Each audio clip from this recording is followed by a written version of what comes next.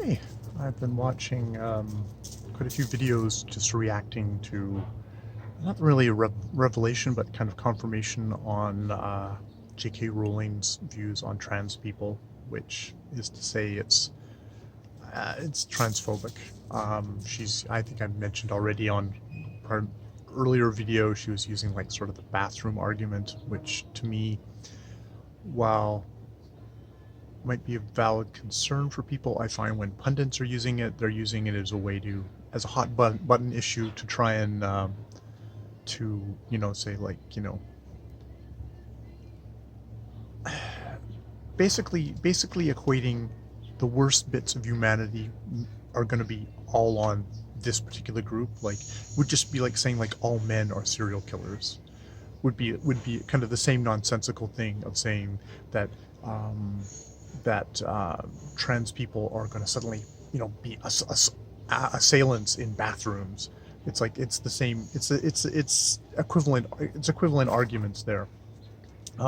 So yeah, it's so you're dealing with a writer who work that you've really loved. That's brought comfort to. For me personally, has brought comfort to like someone in my life who was dying, and it brought comfort into their lives. But so how do you deal with when you have someone you don't agree with on something that's fairly fundamental? Um, yeah, yeah, and I mean, she's a living artist, so I mean, it might be one thing if she's like, okay, J.K. Rowling's dead, and she doesn't have transphobia, blatant transphobia, in her books. Uh, and she's a time past. She's Lovecraft, whose racism, which I mean, Lovecraft's racism it's the fear of the other which powers his books, which in some ways is the thing that's why Lovecraft is actually still interesting to read nowadays. I think it is because of his racism.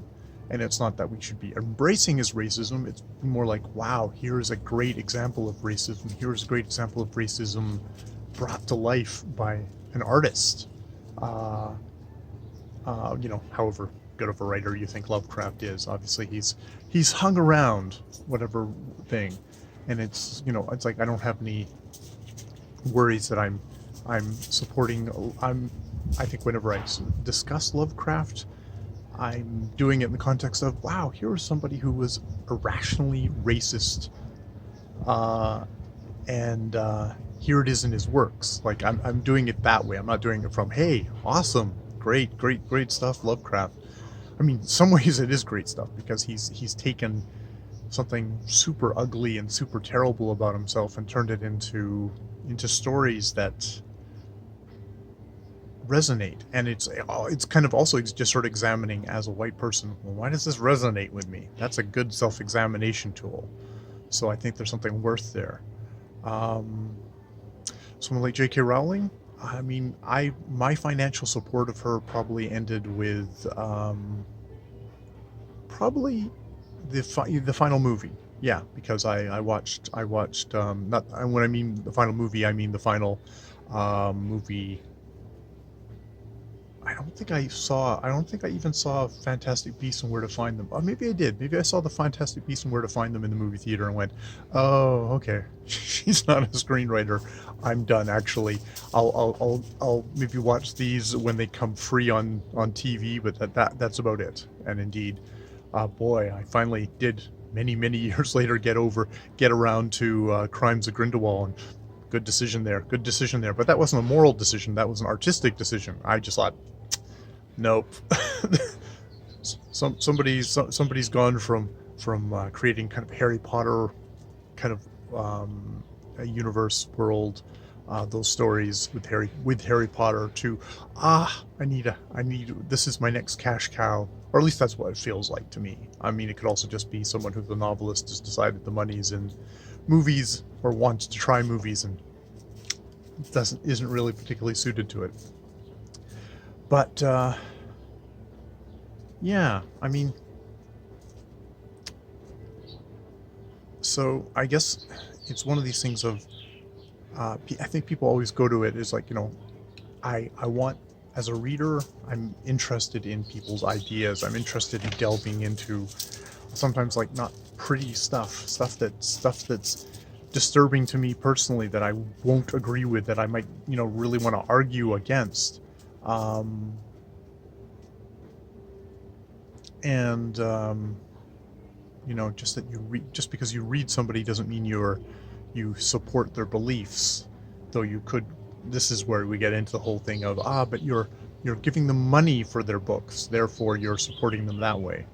Well, mostly I'm a cheap bastard, so I have a tendency to do a lot of library stuff or secondhand books stuff.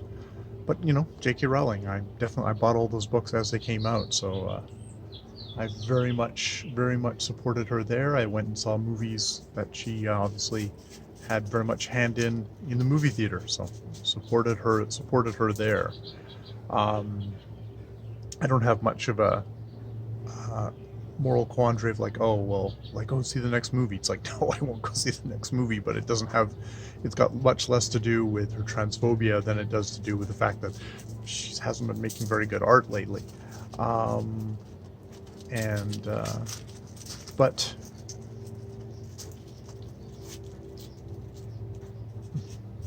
I also don't want to fall on the side of just because I disagree with someone, I'm gonna cut them out of my life.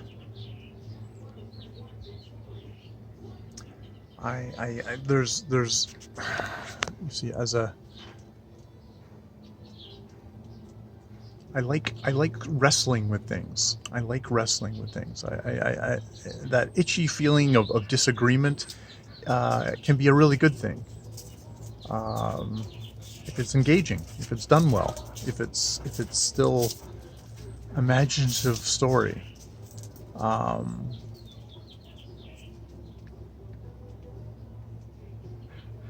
Yeah. So, and I mean, you might argue that just giving something attention is supporting something. So talking about Lovecraft is supporting it because you're giving it attention. I don't know. I think if things get under your skin, they're there to be talked about. You have to. And I mean, I guess you could say everyone who's making a video at the moment discussing J.K. Rowling is in a way supporting her because she's brought something up and they're pulling it apart. They're showing, how fallacious and transphobic it is. But they're also giving her, she's getting lots of mentions. She's getting lots of support. I mean, it's negative support, but then you get into the whole is bad publicity still publicity kind of thing. I don't really care about what J.K. Rowling's next box office figures are, even though I'm sure she and the people who are putting money into her movies most definitely care. But we have that thing in our society of nowadays of instead of just talking about something as a piece of art, as something like how do I react to it, we're more interested in the horse race of it, and thus maybe also get a little bit more concerned about like, am I contributing to J.K. Rowling's box office?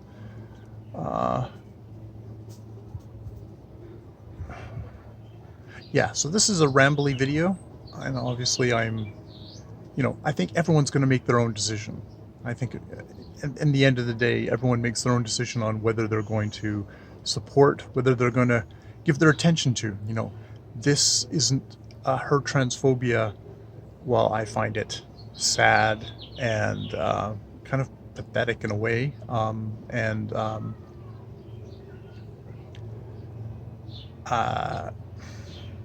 don't know if pathetic is the right word. I see it as a symptom, it's sad in the sense that it is women have fought for spaces in our society, and it's sad that certain women look at trans people as encroaching on their space. Like it's the whole, there's the pie and there's only a limited amount of the slice that you can get, and if another group that has been similarly done really terrible by mainstream society wants some pie as well. Having people who fought for their own slice say, no, you can't have any because we think you're going to take it away from us, it's sad. I find that is sad. Find that unethical. And I mean, take that as what you will. I'm a white guy who's straight presenting, so I'm sure that doesn't, you know, big old privilege swing I'm swinging on right now. Yeah, yeah. So and then I just wandered off into my own pothole. Where do I want to end on this? I want to end on this saying, I guess we're all going to have to struggle along. I like having work that bothers me. I like having discussions like this. At the very least, bringing to light, transphobia. Maybe I should get educated on that. Maybe I should listen to a lot of the people. It's like, why is, I do think this is shitty, but let me listen to some people who really know why this is shitty, and can really educate me. So yeah, that's, I guess, where I'm at. Dumbass as always on my little private channel.